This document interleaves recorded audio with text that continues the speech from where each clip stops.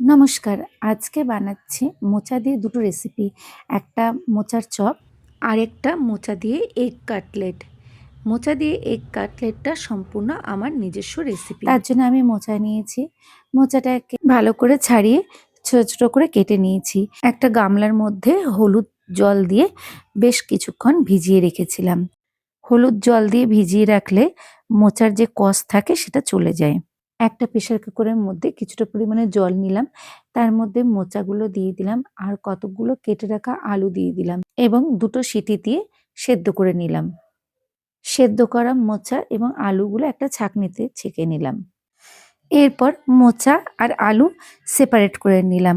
মোচাটাকে খুব ভালো করে হাতে করে চটকে নিলাম এবং মোচার যে জলটা আছে সেটা খুব ভালো হাতে করে চেপে জলটাকে ছেঁকে নিলাম। যতটা পারা যায় জলটাকে ছেঁকে নিতে হবে। তাহলে রান্নাটা করতে অনেকটা সুবিধা হবে। এরপর আমি মিক্সার গ্রাইন্ডারে একটা ছোট বাটি নিলাম। তার মধ্যে আমি অল্প একটু পরিমাণে আদা, রসুন, পেঁয়াজ আর কাঁচা লঙ্কা নিলাম। সেটা মিক্সিতে পেস্ট করে নিলাম। কড়াইতে অল্প পরিমাণে সাদা তেল নিলাম। তার মধ্যে কিছুটা পরিমাণে কাঁচা বাদাম দিয়ে দিলাম। আর বাদামটা ভাজার সময় অল্প একটু পরিমাণে নুন দিলাম। বাদামটা যখন লাল, লাল করে ভাজা হয়ে যাবে তখন কড়াই থেকে তুলে নিলাম। এরপর সেই তেলের মধ্যে কিছুটা পরিমাণে নারকেল কোড়া দিয়ে দিলাম। নারকেল কোড়াটাও আমি খুব ভালো করে ভেজে নেব। নারকেলটা ভাজার সময়তেও আমি অল্প পরিমাণে নুন দিয়ে দেব। লাল, লাল করে যখন ভাজা হয়ে যাবে তখন নারকেলটা আমি একটা পাত্রের মধ্যে তুলে নেব। এরপর কড়াইয়ের সেই তেলের মধ্যে আমি একটা ফোড়ন দিয়ে দিলাম। একটা গোটা শুকনো লঙ্কা আর কিছুটা পরিমাণে জিরে। সেটা যখন ভাজা হয়ে যাবে তখন আমি কেটে রাখা পেঁয়াজ দিয়ে দেবো। সেটা একটু ভাজা, ভাজা করে নেব। তারপরে আমি আদা, রসুন, পেঁয়াজের যে পেস্টটা সেটা দিয়ে দিলাম। দিয়ে একটু ভেজে নেব। তার মধ্যে দিয়ে দিলাম অল্প একটু পরিমাণে হলুদ গুঁড়ো, অল্প একটু পরিমাণে জিরে গুঁড়ো আর অল্প একটু পরিমাণে ধনে গুঁড়ো। সব একসঙ্গে ভাজতে থাকবো। গ্যাসের আঁচটা কমিয়ে রেখে সব কিছুক্ষণ ভেজে নেব। এরপরে অল্প একটু লঙ্কা গুঁড়ো দেব। দিয়ে আরো কিছুক্ষণ নাড়াচাড়া করে নেব। এরপর তার মধ্যে দিয়ে দেব আমি জল ঝরিয়ে রাখা মোচাটা। মোচাটা মশলার সঙ্গে কিছুক্ষণ কষিয়ে নেব।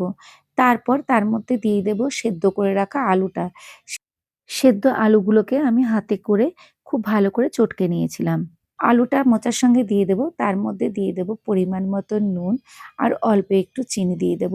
আলু আর মোচা একসঙ্গে কিছুক্ষণ নাড়াচাড়া করে নেব। এরপর এর মধ্যে দিয়ে দিলাম ভেজে রাখা বাদাম। বাদামগুলো নিয়ে খোসাটা ছাড়িয়ে নিয়েছি এবং বাদামগুলোকে ছোট, ছোট করে ভেঙে নিয়েছি।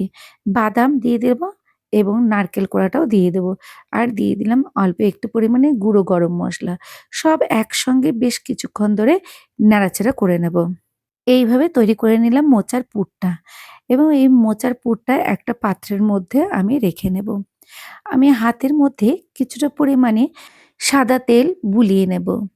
এরপরে অল্প, অল্প পরিমাণে পুরটা নেব এবং হাতে করে চ্যাপ্টা করে নেব আর চপের শেপ করে গড়ে নেব। এইভাবে আমি বেশ কতকগুলো চপের শেপ বানিয়ে নিলাম। এই মোচার পুরটা অনেকে নিরামিষও করতে পারে, আদা দিয়ে করতে পারে। পেঁয়াজ রসুন না দিলেও হবে। তবে পেঁয়াজ রসুন দিলে টেস্টটা একটু বেশি হয়। একটা জামবাটির মধ্যে বেশ কিছুটা পরিমাণে বেসন দিলাম আর দিয়ে দিলাম 1/2 চামচ পরিমাণে নুন। দিলাম অল্প একটু পরিমাণে হলুদ গুঁড়ো, একটু লঙ্কা গুঁড়ো, জিরে গুঁড়ো আর ধনে গুঁড়ো। আর দিলাম অল্প একটু পরিমাণে খাবার সোডা। সবকটা মিশ্রণ বেসনের সঙ্গে খুব ভালো করে একবার মিশিয়ে নেব। এরপর ওই মিশ্রণটার উপরে অল্প, অল্প পরিমাণে জল ঢালবো। মিশ্রণটা মাঝারি করব। খুব পাতলাও নয় আর খুব ঘনও নয়। কড়াইয়ের মধ্যে বেশ খানিকটা তেল দিলাম। তেলটা যখন খুব ভালো করে গরম হয়ে গেল, তখন আমি এই মোচার চপগুলো বেসনের গোলার মধ্যে ডুবিয়ে তেলে ছেড়ে দিলাম। এই সময় গ্যাসের আঁচটা মাঝারি রেখে দেব। এইভাবে পরপর চপগুলো সব তেলের মধ্যে ছেড়ে দেব। একটা পিঠ ভালো করে ভেজে নেব। ভেজে নিয়ে আরেকটা পিঠ উল্টে দেব। এইভাবে যখন দুটো পিঠ ভালো করে ভাজা হয়ে যাবে, তখন তেল থেকে নামিয়ে নেব। এইভাবে বাকি সমস্ত চপগুলো আমি বেশ লাল, লাল করে ভেজে তুলে নেব। এইভাবে আমার তৈরি হয়ে গেল মোচার চপ। এই শীতকালে বিকেলের দিকে গরম গরম মোচার চপ খেতে দারুণ লাগবে। এইভাবে একবার বানিয়ে দেখবেন। এখন আমি মোচা দিয়ে এগ কাটলেট বানাচ্ছি। তার জন্য কতগুলো আমি সেদ্ধ ডিম নিয়েছি। ডিমগুলোর মধ্যেখান আমি এইভাবে কেটে নিলাম। একটা পাত্রের মধ্যে সমস্ত কেটে রাখা ডিমগুলো আমি রাখলাম। মোচার চপের জন্য যেরকমভাবে পুর বানিয়েছি ঠিক একই রকমভাবে পুর বানাবো। এবার পুরগুলোকে অল্প অল্প করে কেটে নিয়ে হাতের তালুর মধ্যে রাখবো এবং তার মধ্যে হাফ করে কেটে রাখা সেদ্ধ ডিমটা দেব। দিয়ে ঠিক এইভাবে ডিমের চারিপাশটা মোচার পুর দিয়ে খুব ভালো করে ঢেকে নেব, যাতে ডিমের একটু অংশ না বাইরে বেরিয়ে আসে এবং আরেকটা হাত দিয়ে খুব ভালো করে চেপে দেব। এইভাবে প্রত্যেকটা এগ কাটলেট আমি বানিয়ে নেব। একটা পাত্রের মধ্যে বেশ খানিকটা পরিমাণে ব্রেড ক্রাম্বস নেব। পরিমাণ মতো নুন দিয়ে ভালো করে মিশিয়ে নেব ব্রেড ক্রাম্বসটা। এরপরে আমি 4টে ডিম ভেঙে একটা পাত্রের মধ্যে ডিমগুলো রাখলাম।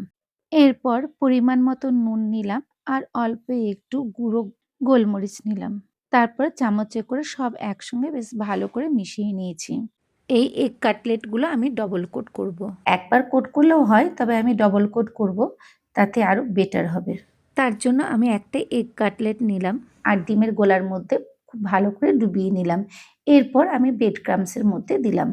তারপর সেটা আবার ডিমের গোলার মধ্যে ডুবিয়ে নিলাম।